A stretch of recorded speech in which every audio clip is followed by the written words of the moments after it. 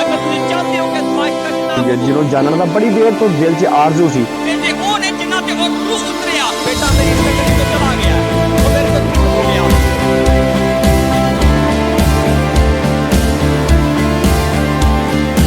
ਇਹਦਾ ਨਾ ਇਹ ਪਤਾ ਹੁੰਦਾ ਕਿ ਮੈਂ ਇੱਕ ਬਾਪ, ਦੋ ਬਾਪ, ਤਿੰਨ ਬਾਪ ਮੈਂ ਪੜ੍ਹ ਲਏ ਨੇ, ਪਰ ਇਹ ਨਹੀਂ ਪਤਾ ਗੱਲ ਕੀ ਹੋਈ ਹੈ।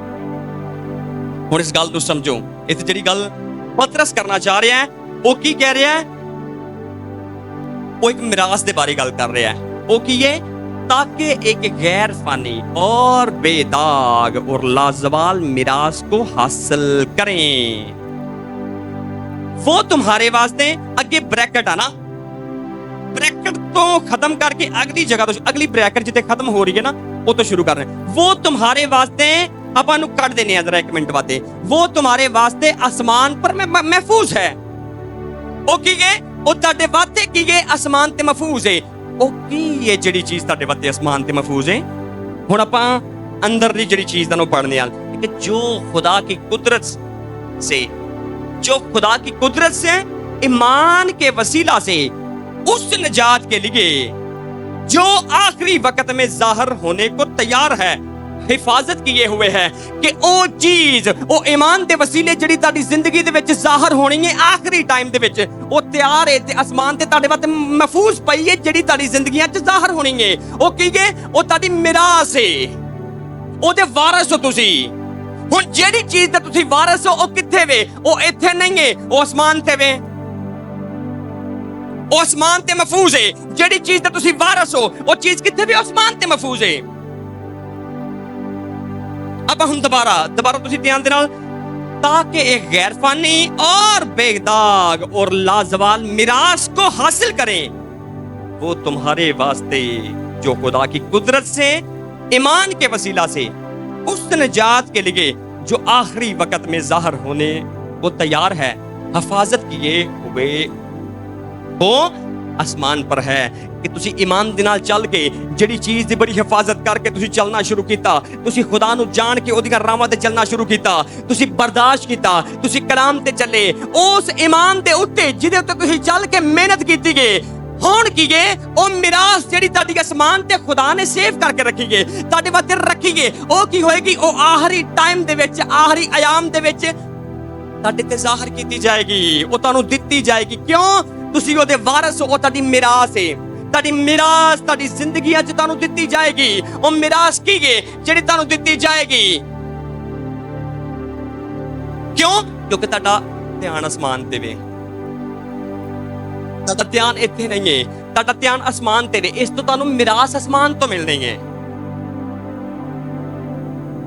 ਤੁਸੀਂ ਦੁਨੀਆ ਦੀਆਂ ਲਜ਼ਤਾਂ ਦੇ ਵਿੱਚ ਨਹੀਂ ਹੋ, ਇਸ ਤੋਂ ਤੁਹਾਡਾ ਧਿਆਨ ਕਿਉਂਕਿ ਅਸਮਾਨ ਤੇ ਵੇ, ਤੁਹਾਡੀ ਮਿਰਾਸ ਉੱਥੋਂ ਆਣੀ ਹੈ, ਜਿਹਦੇ ਵਾਸਤੇ ਤੁਸੀਂ ਈਮਾਨ ਰੱਖ ਕੇ ਚੱਲ ਰਹੇ ਹੋ, ਜਿਹਦੇ ਵਾਸਤੇ ਤੁਸੀਂ ਮਿਹਨਤ ਕਰ ਰਹੇ ਹੋ, ਜਿਹਦੇ ਵਾਸਤੇ ਤੁਸੀਂ ਚੱਲ ਰਹੇ ਹੋ, ਹਰ ਇੱਕ ਚੀਜ਼ ਨੂੰ ਬਰਦਾਸ਼ਤ ਕਰ ਰਹੇ ਹੋ। ਅਗਲੀ ਗੱਲ ਉਹ ਕਰਦਾ ਕਿ ਤੁਹਾਡਾ ਧਿਆਨ ਅਸਮਾਨ ਤੇ ਵੇ, ਤੁਸੀਂ ਅਸਮਾਨ ਦੀ ਉਸ ਚੀਜ਼ ਵਾਸਤੇ ਤੁਸੀਂ ਆਪਣੇ ਆਪ ਨੂੰ ਤਿਆਰ ਕਰਕੇ ਤੁਸੀਂ ਚੱਲ ਰਹੇ ਹੋ। ਹੁਣ ਉਹਦੇ ਤੇ ਚੱਲਣ ਦੇ ਨਾਲ ਕੀ ਹੈ? ਹੋ ਕੀ ਰਿਹਾ ਹੈ? ਉਹ ਤੁਸੀਂ ਚੱਲ ਰਹੇ ਹੋ, ਮਿਰਾਸ ਤੁਹਾਨੂੰ ਮਿਲਣੀ ਹੈ, ਪਰ ਉਹਦੇ ਨਾਲ ਇੱਕ ਹੋਰ ਵੀ ਚੀਜ਼ ਹੈ ਜਿਹੜੀ ਤੁਹਾਡੀ ਜ਼ਿੰਦਗੀਆਂ 'ਚ ਹੋਣੀ ਹੈ। ਉਹ ਕੀ ਹੈ? ਉਹ 6 ਆਇਤ ਹੁਣ ਪੜੋ। इसके सबब से तुम खुशी मनाते हो, अगरचे अब चंद रोज के लिए जरूरत की वजह से तरह तरह की आजमाइशों के सबब से गमजदा हो। ਇਸ ਤੋਂ ਤੇ ਤੁਸੀਂ ਖੁਸ਼ੀ ਮਨਾਉਂਦੇ ਹੋ ਕਿ ਤੁਹਾਡੇ ਵਾਸਤੇ ਮਿਰਾਸ ਹੈ। ਤੁਹਾਨੂੰ ਪਤਾ ਹੈ ਕਿ ਖੁਦਾ ਨੇ ਤੁਹਾਡੇ ਵਾਸਤੇ ਬਰਕਤ ਰੱਖੀ ਹੈ, ਤੁਸੀਂ ਬੇਟੇ ਹੋ, ਤੁਹਾਡਾ ਲੈਵਲ ਉੱਚਾ ਹੈ, ਤੁਸੀਂ ਵੱਡੇ ਹੋ, ਇਸ ਤੋਂ ਤੇ ਤੁਸੀਂ ਖੁਸ਼ੀ ਮਨਾਉਂਦੇ ਹੋ। ਪਰ ਇਹਦੇ ਨਾਲ ਹੀ ਕੀ ਹੈ? ਇਹਦੇ ਨਾਲ ਹੀ ਜਿਹੜੀ ਚੀਜ਼ ਤੁਹਾਡੇ ਨਾਲ ਹੈ, ਜਿਹੜੀ ਪ੍ਰੋਬਲਮ ਤੁਹਾਡੀ ਜ਼ਿੰਦਗੀ 'ਚ ਵੇ, ਉਹ ਕੀ ਹੈ? अगरचे अब चंद रोज के लिए जरूरत की वजह से तरह तरह की आजमाइशों के सबब से गमजदा हो। ਤੁਹਾਨੂੰ ਪਤਾ ਹੈ ਕਿ ਜ਼ਰੂਰਤਾਂ ਨੇ, ਮੈਂ ਉਹਨਾਂ ਨੂੰ ਪੂਰਾ ਕਰਨਾ ਹੈ। ਮੇਰੀ ਜ਼ਿੰਦਗੀ 'ਚ ਮਸਲੇ ਨੇ, ਮੇਰੀ ਜ਼ਿੰਦਗੀ 'ਚ ਚੈਲੰਜਸ ਨੇ, ਦੁਨਿਆਵੀ ਜ਼ਿੰਦਗੀ ਗੁਜ਼ਾਰਦੇ ਹੋਏ ਤਰ੍ਹਾਂ ਤਰ੍ਹਾਂ ਦੀਆਂ ਪ੍ਰੋਬਲਮ ਮੇਰੀ ਜ਼ਿੰਦਗੀ 'ਚ ਆਉਂਦੀਆਂ ਹੈ, ਮੈਂ ਉਹਨਾਂ ਚੀਜ਼ਾਂ ਨੂੰ ਬਰਦਾਸ਼ਤ ਕਰਨਾ ਵਾ। ਤੁਸੀਂ ਕੀ ਕਰ ਰਹੇ ਹੋ? ਤੁਸੀਂ ਆਜ਼ਮਾਇਸ਼ਾਂ ਦੇ ਵਿੱਚ ਵੀ ਹੋ, ਪਰ ਇਹ ਗੱਲ ਯਾਦ ਰੱਖਣਾ ਕਿ ਇਹ ਜਿਹੜੀਆਂ ਪ੍ਰੋਬਲਮ ਨੇ, ਜਿਹੜੀਆਂ ਆਜ਼ਮਾਇਸ਼ਾਂ ਨੇ, ਇਹ ਚੰਦ ਰੋਜ਼ ਆਜ਼ਮਾਇਸ਼ਾਂ ਨੇ। ਤੁਹਾਡੀਆਂ ਆਜ਼ਮਾਇਸ਼ਾਂ ਖਤਮ ਹੋਣਗੀਆਂ, ਤੁਹਾਡੀ ਜ਼ਿੰਦਗੀ 'ਚ ਆਜ਼ਮਾਇਸ਼ਾਂ ਆਉਂਦੀਆਂ। ਕਿਉਂ? ਕਿਉਂਕਿ ਜ਼ਰੂਰਤ ਦੇ ਤਹਿਤ ਤੁਹਾਡੀ ਜ਼ਿੰਦਗੀ 'ਚ ਤੁਹਾਨੂੰ ਕਿਸੇ ਚੀਜ਼ ਦੀ ਜ਼ਰੂਰਤ ਪੈਂਦੀ ਹੈ। ਤੁਸੀਂ ਕਹਿੰਦੇ ਹੋ ਇੱਕ ਨਾਫਰਮਾਨ ਬੰਦਾ, ਇੱਕ ਉਹ ਬੰਦਾ ਜਿਹੜਾ ਦੁਨਿਆਵੀ ਹੈ, ਦੁਨਿਆਵੀ ਬੰਦਾ ਉਸ ਚੀਜ਼ ਨੂੰ ਇੰਨਾ ਜਲਦੀ ਲੈ ਜਾਂਦਾ ਹੈ, ਤੇ ਇਮਾਨਦਾਰ ਬਹਿ ਕੇ ਵੇਂਦਾ ਹੁੰਦਾ ਕਿ ਯਾਰ ਇਹਨੂੰ ਮਿਲ ਗਈ, ਮੈਨੂੰ ਨਹੀਂ ਮਿਲੀ। ਇਹਦੇ ਨਾਲ ਸਾਰਾ ਕੁਝ ਅੱਛਾ ਹੋ ਰਿਹਾ, ਠੀਕ ਹੋ ਰਿਹਾ, ਮੇਰੇ ਨਾਲ ਨਹੀਂ ਹੋ ਰਿਹਾ। ਇਹ ਰਾਸਤਬਾਜ਼ ਨਹੀਂ ਹੈ, ਮੈਂ ਰਾਸਤਬਾਜ਼ ਹਾਂ। ਮੈਂ ਕਲਾਮ ਤੇ ਚੱਲਣਾ ਵਾ, ਮੈਂ ਖੁਦਾ ਤੋਂ ਡਰ ਕੇ ਚੱਲਣਾ ਵਾ। ਮੇਰੀ ਜ਼ਿੰਦਗੀ ਦੇ ਵਿੱਚ ਮੁਸ਼ਕਲਾਤ ਨੇ, ਇਹਦੇ ਕੋਲ ਸਾਰਾ ਕੁਝ ਹੀ ਹੈ। कहता जरूरत के तहत कि ये अगरचे आप चंद रोज करिए जरूरत की वजह से तरह तरह की आजमाइशों में हो, तरह तरह की आजमाइशा तारी जिंदगी च आके तानू झंझोड़ दिया है, तारे कान दे विच आके कोई चीज आंदी को आके एहसास दिलांदी है कि खुदा कोई नहीं है, तू एवें बस चक्करां चुकरां च पिया है, कुछ भी नहीं लभना, वे हो सारा कुछ कर गया है, तू भी ले, तू क्यों नहीं करदा पिया ओही काम जेड़ा हवा दे नाल कीता सी ओने। नहीं इहो जी गल ही कोई नहीं है। खुदा ने ते ਉਹਦਾ ਐ ਨਹੀਂ ਸੀ, ਉਹਨੇ ਗੱਲਾਂ ਕਰਨੀਆਂ ਸ਼ੁਰੂ ਕੀਤੀਆਂ। ਅੱਜ ਵੀ ਇਬਲੀਸ ਇੰਜ ਕਰਦਾ ਹੈ, ਤੁਹਾਡੇ ਜ਼ਿਹਨ ਦੇ ਵਿੱਚ ਆ ਕੇ, ਤੁਹਾਡੇ ਦਿਮਾਗ 'ਚ ਆ ਕੇ, ਕੰਨਾਂ 'ਚ ਆ ਕੇ ਉਹ ਗੱਲਾਂ ਭਰਨਾ ਸ਼ੁਰੂ ਕਰਦਾ ਹੈ ਕਿ ਨਹੀਂ ਕੁਝ ਨਹੀਂ ਹੁੰਦਾ, ਕਰ ਲੈਣਾ, ਸਾਰੀ ਕਰਦੇ ਵੀ ਨੇ। ਫਿਰ ਇੱਕ ਰਾਸਤਬਾਜ਼ ਉਹਦੇ ਤੋਂ ਹਟਦਾ ਏ। ਤੇ ਕਲਾਮ ਦਾ ਮਤਲਬ ਕੀ ਸੀ ਕਿ ਤੁਸੀਂ ਮੁਹਤਾਤ ਰਹਿਣਾ ਇਹਨਾਂ ਚੀਜ਼ਾਂ ਤੋਂ। ਇਬਲੀਸ ਕੀ ਕਰੇਗਾ, ਉਹ ਆ ਕੇ ਤੁਹਾਡੇ ਕੰਨਾਂ ਦੇ ਵਿੱਚ ਉਹ ਖਾਰਿਸ਼ ਕਰੇਗਾ, ਉਹ ਕਹੇਗਾ ਕਿ ਲੋਕ ਚੱਲ ਰਹੇ ਨੇ ਤੂੰ ਵੀ ਚੱਲ, ਲੋਕ ਕਰ ਰਹੇ ਨੇ ਤੂੰ ਵੀ ਕਰ। ਪਰ ਉਹ ਲਾਜ਼ਵਾਲ ਮਿਰਾਸ, ਉਹ ਅਬਦੀ ਮਿਰਾਸ ਜਿਹੜੀ ਤੁਹਾਡੀ ਅਸਮਾਨ ਤੇ ਵੇ, ਤੁਸੀਂ ਉਹਨੂੰ ਗਵਾ ਦੋਗੇ ਅਗਰ ਤੁਸੀਂ ਨਿਰਾਸ਼ਤੀ 'ਚ ਪੈ ਗਏ। ਤੇ ਇਬਲੀਸ ਦੀ ਉਸ ਗੱਲ ਨੂੰ ਸੁਣ ਕੇ ਚੱਲਣਾ ਸ਼ੁਰੂ ਕੀਤਾ। ਉਹ ਵਾਅਦੇ ਉਹਦੇ ਜਿਹੜੇ ਉਹਨੇ ਕੀਤੇ ਸੀ ਉਹ ਪੂਰੇ ਨਹੀਂ ਹੋ ਸਕਣਗੇ। ਕਿ ਮੈਂ ਕੀ ਕਰਾਂਗਾ, ਮੈਂ ਦਿਆਂਗਾ ਤੁਹਾਨੂੰ ਹਰ ਇੱਕ ਚੀਜ਼, ਮੈਂ ਦਿਆਂਗਾ, ਦੁੱਖ ਬਰਦਾਸ਼ਤ ਕਰ, ਰਾਸਤਬਾਜ਼ੀ ਤੇ ਖੜਾ ਰਹਿ। ਫਿਰ ਬਾਰ-ਬਾਰ ਉਹੀ ਗੱਲ ਕਿ ਗੱਲ ਜਦੋਂ ਕਲਾਮ ਸੁਣਨ ਦੀ ਗਾਂਦੀ ਹੈ ਨਾ, ਜਾਂ ਕਿਤੇ ਗੱਲ ਸੁਣਾਉਣ ਦੀ ਗਾਏ, ਤੇ ਫਿਰ ਗੱਲ ਅਸੀਂ ਕਰਨੇ ਆ ਕਿਹਦੀ, ਅਯੂਬ ਸਾਬਰ ਦੀ। ਉਹ ਬੜਾ ਈਮਾਨ ਦਾ ਵੱਡਾ, ਉਹਦੇ ਕੋਲ ਸਾਰਾ ਕੁਝ ਚਲਾ ਗਿਆ, ਉਹਦੇ ਨਾਲ ਇੰਜ ਹੋ ਗਿਆ, ਉਹ ਕੁਝ ਵੀ ਨਹੀਂ ਸੀ ਉਹਦੇ ਕੋਲ, ਉਹਦਾ ਸਾਰਾ ਕੁਝ ਉੱਜੜ ਗਿਆ, ਉਹਦਾ ਸਾਰਾ ਕੁਝ ਉੱਜੜ ਗਿਆ। ਉਹਨੇ ਰਾਸਤਬਾਜ਼ੀ ਨਹੀਂ ਛੱਡੀ, ਉਹਨੇ ਰਾਸਤਬਾਜ਼ੀ ਨਹੀਂ ਛੱਡੀ। ਉਹਦੀ ਰਾਸਤਬਾਜ਼ੀ ਨੇ ਉਹਨੂੰ ਡਬਲ ਸਰਬੁਲੰਦ ਕੀਤਾ। ਅੱਜ ਅਗਰ ਮਸਲੇ ਸਾਡੀ ਜ਼ਿੰਦਗੀ 'ਚ ਨੇ, ਅਸੀਂ ਰਾਸਤਬਾਜ਼ੀ ਤੋਂ ਕਿਉਂ ਫੇਰ ਸਕਨੇ ਆ?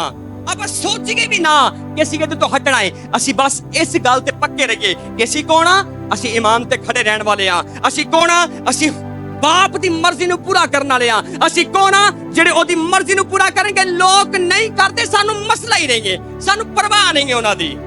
ਕਿਉਂ? ਕਿਉਂਕਿ ਕਲਾਮ ਦੇ ਮੁਤਾਬਕ ਮੇਰੀ ਬਰਕਤ ਅਲੱਗ ਹੈ, ਮੇਰਾ ਲੈਵਲ ਅਲੱਗ ਹੈ, मेरी मिरास अलग है।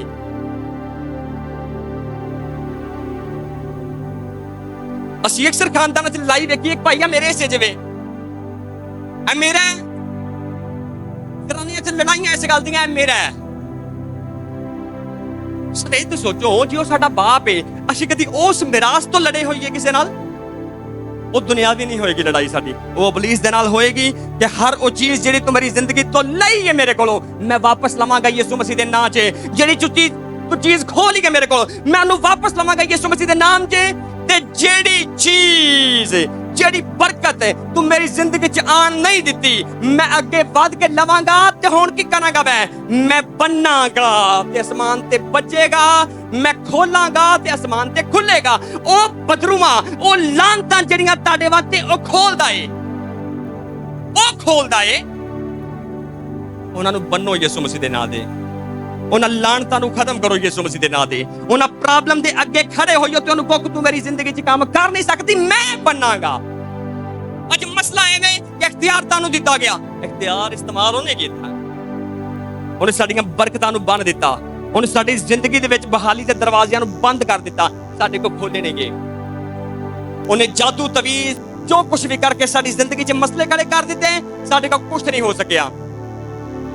ਉਹਨੇ ਸਾਡੀਆਂ ਬਰਕਤਾਂ ਨੂੰ ਰੋਕ ਲਿਆ, ਜਦੋਂ ਕਿ ਅਸੀਂ ਉਹਨਾਂ ਨੂੰ ਖੋਲਣਾ ਸੀ, ਆਪਾਂ ਨਹੀਂ ਖੋਲ ਸਕੇ। ਉਹਨੇ ਉਹਦੇ ਅਗੇਂਸਟ, ਉਹਦੇ ਖਿਲਾਫ ਉਹਨੇ ਬੁਰੀਆਂ ਚੀਜ਼ਾਂ ਨੂੰ ਸਾਡੀ ਜ਼ਿੰਦਗੀ 'ਚ ਖੋਲ ਦਿੱਤਾ। ਸਾਡੀ ਜ਼ਿੰਦਗੀ 'ਚ ਉਹ ਆ ਰਹੀਆਂ ਹੁਣ।